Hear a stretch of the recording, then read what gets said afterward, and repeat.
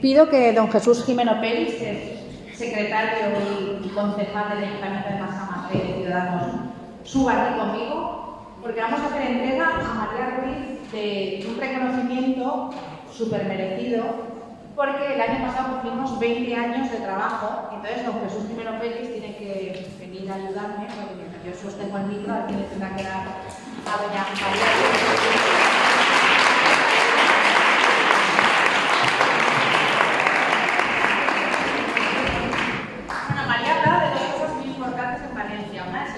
Y otra es la seda. Entonces, en este reconocimiento, que se lo vamos a dar así, ahora vamos a explicar lo que hay ahí dentro, que es lo bonito de estas cosas.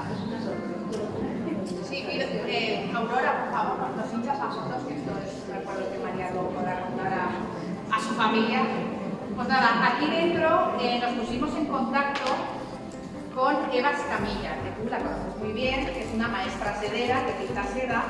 Entonces le solicitamos que por favor nos hiciera a mano, con seda valenciana, algo que fuera único. Esto es muy importante porque las piezas están numeradas. Igual el día de mañana, no sé, tu sobrino, porque no te conozco bien, lo pone a la venta, pero vamos, la idea es que tengas un santo grial de seda valenciana que te abrace el cuello cuando lo necesites o cuando quieras fardar del camino del Santo Grial, porque está todo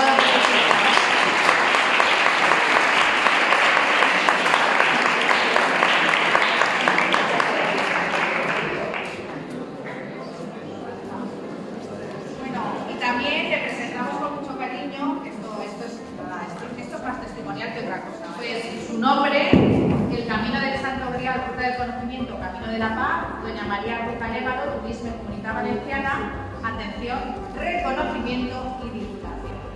¿Puedo dar fe?